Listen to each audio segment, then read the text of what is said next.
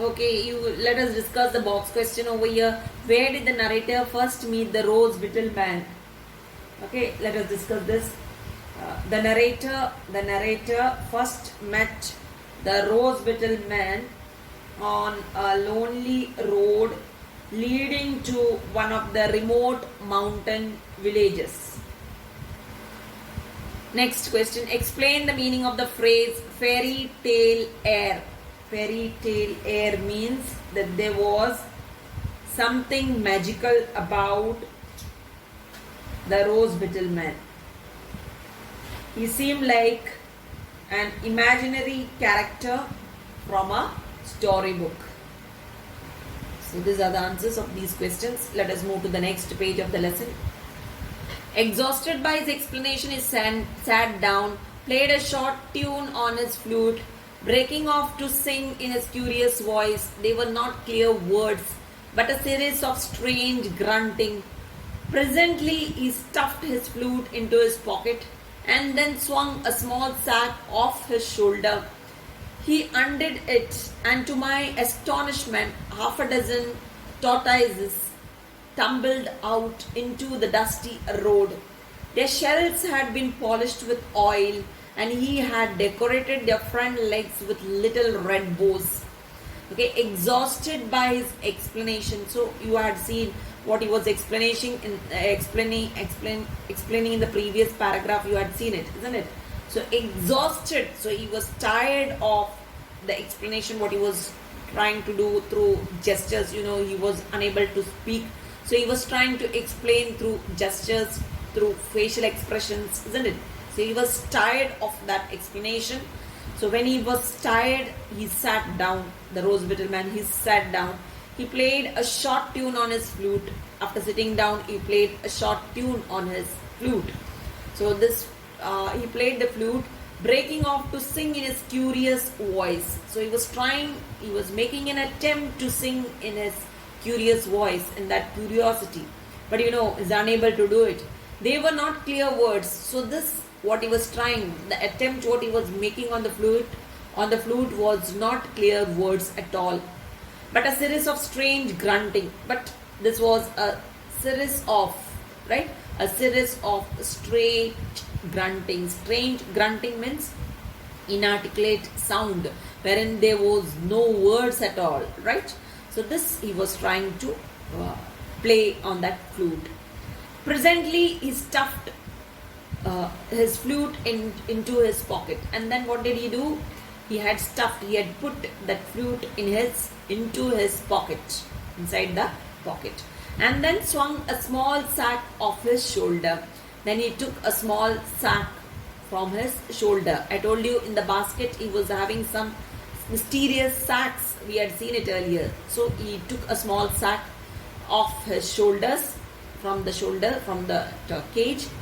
He undid it, and to my astonishment, and he opened it. You can see it in the picture very well shown. So he opened it, and to my astonishment, and to the surprise of the author, what did he see? Half a dozen. A dozen means 12 in numbers. Half a dozen means 6 in numbers, right? So 6 tortoises tumbled out into the dusty road. So 6 tortoises came out of that mysterious sack into the dusty road. Their shells had been polished. The shells of these tortoises were polished. They were polished with oil. He had decorated their front legs. The rose-beetle man had decorated the front legs of the tortoises with little red bows. Okay, you can see in the picture, small red bows were tied on their front legs, and this made the tortoises look very attractive. Fine. So he made them look attractive by doing so, decorating them. Slowly, the tortoises unpacked their heads and legs from their gleaming shells and set off down the road without enthusiasm. I watched them, fascinated. The one that particularly took my fancy was small, with a shell the size of a teacup. It seemed sprightlier than the others. Its eyes were bright and its walk was alert. I sat looking at it for a long time. I convinced myself that the family would greet its arrival at the villa with enthusiasm. Okay, slowly the tortoises unpacked their heads. You know, the tortoises, they always keep their head packed inside, heads, legs, and all packed inside their shells. Okay, so these unpacked in the sense they brought their head out, they brought their legs out of the shell from their gleaming shells. Gleaming means shining. Okay, shining brightly. Okay, shining due to the reflection of the sunlight, isn't it? Reflection of the light. So these shells were shining due to the reflection of the sun's rays, right? Shells, and set off down the road, and they started moving very slowly down the road with enthusiasm. Happily they started moving, isn't it? All this while they were hiding inside their shells in order to protect themselves from their enemies. Am I right? So now they were very happy because they were left out. That is why they were trying to escape from their shells. I watched them fascinated. The one that particularly, so the narrator watched these tortoises, right? So fascinated, he was attracted by one of the tortoises. The one that particularly took my fancy was small with a shell the size of a teacup. So the tortoises which attracted the narrator more was one which was a small one with the shell of the size of a teacup. The shell of the tortoise was of that of a teacup. Okay, teacup, small cup size. The shell was, right. So that particular tortoise has attracted the narrator more. It seemed sprightlier. Okay, why it attracted the narrator? Because it was looking much more shiny, much more lively than the others. Its eyes were bright and its walk was alert. The eyes of that tortoise was looking very bright, and its walk was also very much alert. So I sat looking at it for a long time. So for a long time the narrator sat over there and admired the little tortoise. Okay, I convinced myself that the family would greet its arrival at the villa with enthusiasm. So this is what the narrator convinced. So he was convincing himself, making him understand that his family, the other family members, isn't it, from at home will accept this particular tortoise. Okay, will accept the tortoise at the villa with enthusiasm. Villa means his house. Okay, in the country with a large garden and all the house was having, and there were other animals too apart from Roger, right? So that is what he was feeling, that everybody will accept this new member.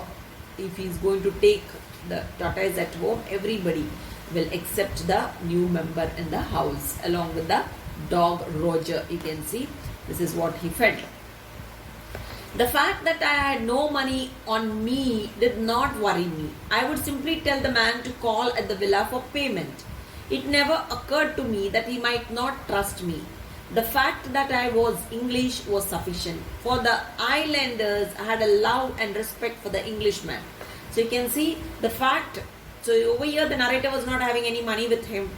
Okay, but this did not made him worried about the thing, isn't it? This did not made him tensed. I would simply tell the man to call at the villa for payment. So he just thought that he would tell the narrator to, the rose beetle man to call at the villa for payment, to come to his house for payment. It never occurred to me that he might not trust me. So, but when he thought this, he never felt that how can a stranger trust him if he says like that, you give me that tortoise, I'll take the tortoise for the payment, you can come to my home, right? How can he say this? So how can somebody trust him like that? This he never thought. This never struck his mind, right? The fact that I was English was sufficient. But there was one excuse wherein he could straight away ask the rose beetle man to come to his villa to collect money. The thing was that he was an Englishman. The narrator was an Englishman, right? I was English was sufficient. That was enough for the Rose Bittleman. Rose Bittleman was an islander, okay, and these islanders had a special love and respect for Englishmen, right? And so that is why that was the positive side, or some hope, wherein the narrator had a little hope wherein this man will accept whatever is going to say to him, right? I asked the Rose Bittleman the price of the little tortoise. He held up both hands, fingers spread out. I shook my head firmly and held up two fingers unconsciously, imitating him.